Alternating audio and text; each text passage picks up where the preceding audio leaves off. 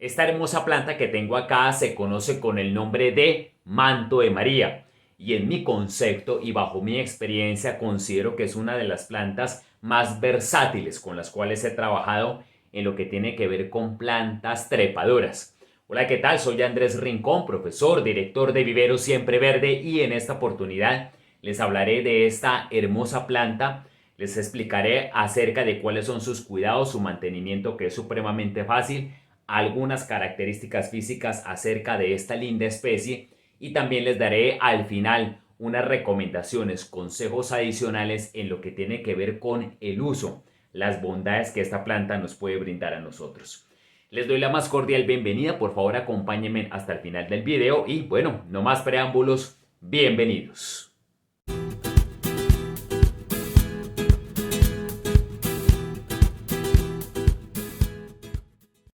Antes de comentarles acerca de los cuidados básicos de nuestra planta manto de María, les comento algunas características físicas. ¿Qué es lo que más la caracteriza a ella?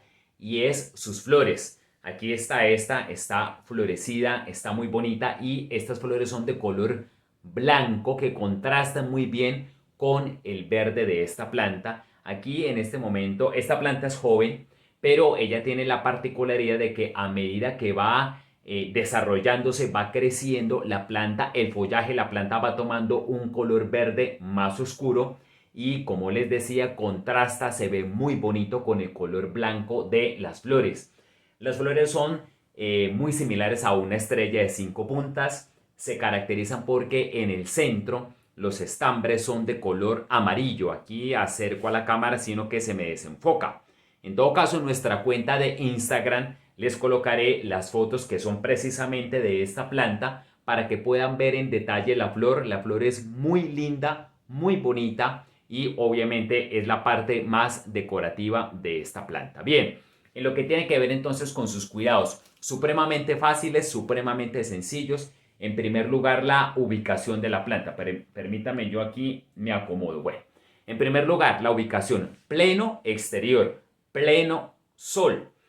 ¿Podría la planta estar en algún momento en ambiente de interior? Diría que sí, pero con muy buena claridad y con muy buena ventilación. Eso es lo que recomiendo.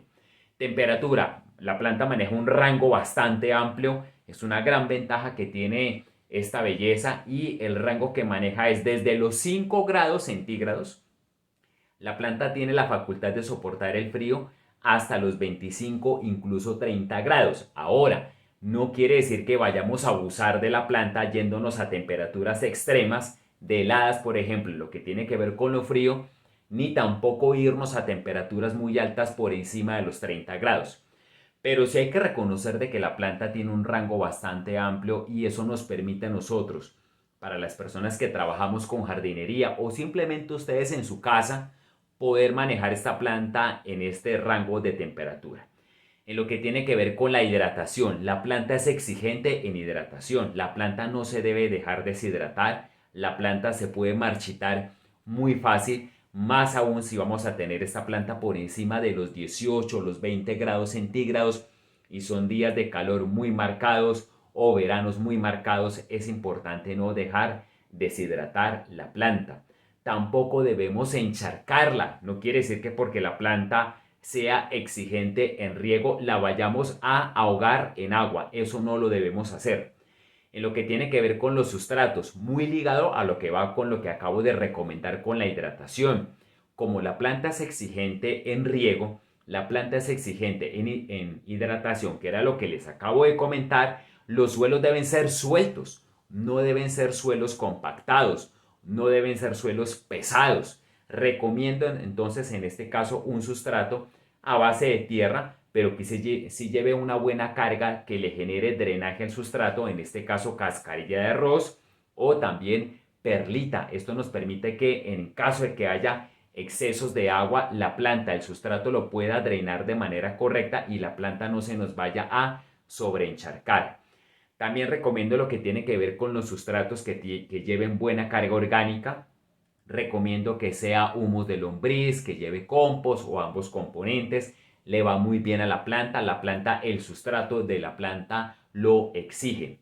En lo que tiene que ver con el abono, recomiendo aplicar abono una vez al mes. Esto es importante, recomiendo que sea abono orgánico en lo posible, o también pueden utilizar abono de tipo químico. La planta pues puede manejarlo muy bien. Bueno, como se dan cuenta, estas eran las 5 recomendaciones muy fáciles, muy sencillas. La planta responde muy bien en esas condiciones que les acabo de comentar, que son básicas, que son generales.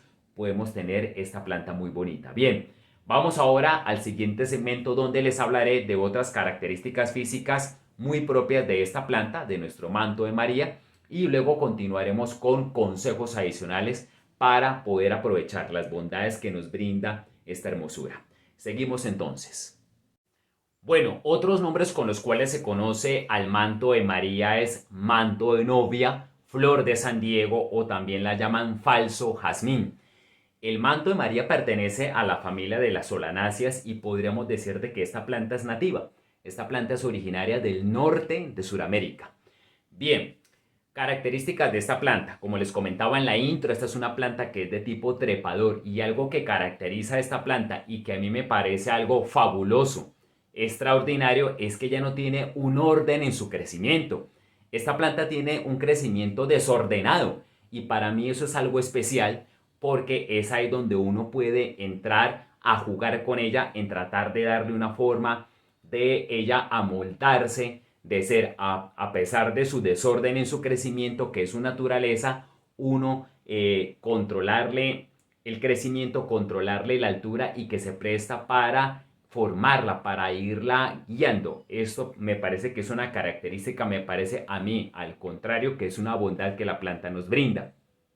La planta responde muy bien a las podas. De hecho, es importante hacerle podas a la planta en donde la vayamos a tener sembrada. La planta, en primer lugar, recomiendo que la pueden tener ustedes en una matera colgante, en una matera de canasta colgante. La planta va creciendo y va generando caída. ¿Qué quiere decir? Que en algún momento una rama como esta, al pasar el tiempo, al seguir su crecimiento, estas ramas se van, digamos, tomando hacia una inclinación hacia abajo por gravedad. Por supuesto, las ramas son flexibles, y he visto algunas ramas que pueden llegar a superar hasta el 1,5 metros. Por lo tanto, entonces la planta se ve muy bonita, pero sí es importante que, como la planta va teniendo ese crecimiento desordenado, vayamos guiando las ramas. Algunas ramas pueden ir creciendo de manera enmarañada, que ya estéticamente, lo que tiene que ver con decoración, pues ya no se ve bien, pero es ahí donde nosotros podemos manipular a la planta, cortarle esos tallos y esas ramas que vayan teniendo un crecimiento torcido, un crecimiento que no es el que deseamos.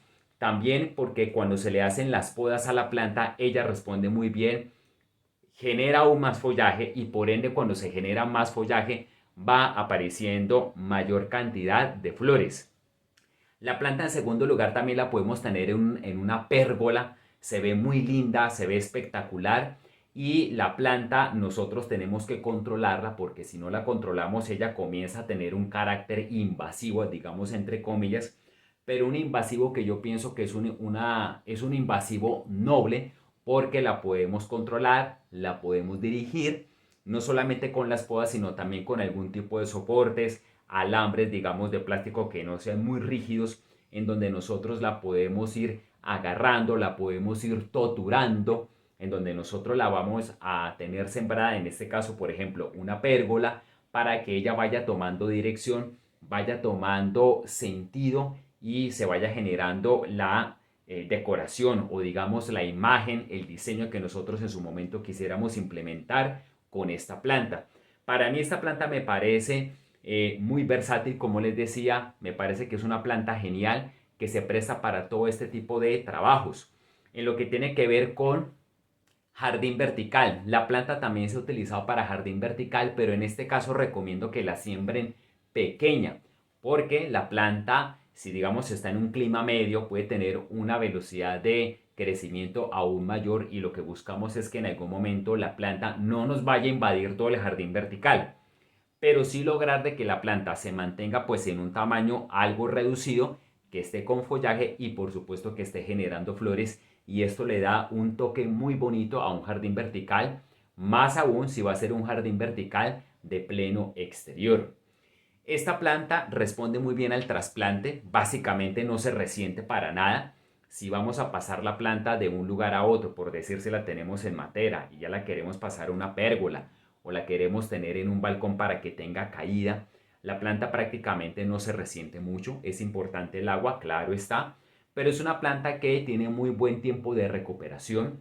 La planta también algo que la caracteriza es que regenera muy fácil. En lo que tiene que ver con esto que estoy diciendo de regenerar es que en caso de que tengamos la planta en climas muy fríos y haya una helada y queme el follaje, la planta tiene la facultad de volver a generar follaje de una manera, digamos, rápida. Pero recuerden lo que les dije al principio, no abusar de los climas extremos, aprovechando de esa bondad tan importante que tiene esta planta, no abusemos de eso. Pero sí comento que la planta tiene esa gran facultad de generar hojas de una manera rápida. ¿Cómo se propaga? Básicamente se propaga por esqueje. Si requiere de agua, requiere que sean de unos suelos que contengan una buena cantidad de humedad. Recomiendo en ese caso, si ustedes la van a propagar, que sean suelos que contengan turba, es lo que yo recomiendo. ¿Qué la puede atacar a ella? La puede atacar la cochinilla parda. En este caso deben ser muy vigilantes porque si la cochinilla avanza demasiado y la planta está muy grande, va a ser difícil controlarla y ya prácticamente, así utilicemos elementos orgánicos o biológicos, y si la cochinilla ha avanzado mucho, va a afectar mucho a la planta y ya tendremos que recurrir a agroquímicos, que es lo que siempre he comentado, en lo posible evitar usar. Tenemos que ser muy atentos a que si la comienza a atacar la cochinilla blanca, tenemos que quitarla con la mano de ser posible. Generalmente sale con la mano, es un poco dispendioso pero sirve y nos evitamos utilizar algún tipo de producto. Pero si vemos que ya tiene cierto avance, utilicen productos biológicos, orgánicos, algún tipo de insecticida que nos ayude a controlar esta plaga. Pero si la plaga avanza, va a ser muy complicado manejarla a ella. Tendremos entonces, vuelvo y repito, tener que utilizar algún tipo de agroquímico. Bien, hasta acá era lo que les quería compartir acerca de esta hermosa planta y versátil, como yo suelo llamarla, porque es muy chévere para trabajarla, a nuestro manto de María. Si les ha gustado este contenido, por favor compártanlo en sus redes sociales. Si creen que este contenido es de valor, por favor regálenme un me gusta para que el video y el algoritmo de YouTube se active y le llegue esta información a más personas que estén interesadas en aprender, en conocer acerca de plantas ornamentales en plantas de jardinería. Me despido, un gusto saludarlos, muchos éxitos para todos y hasta una próxima oportunidad.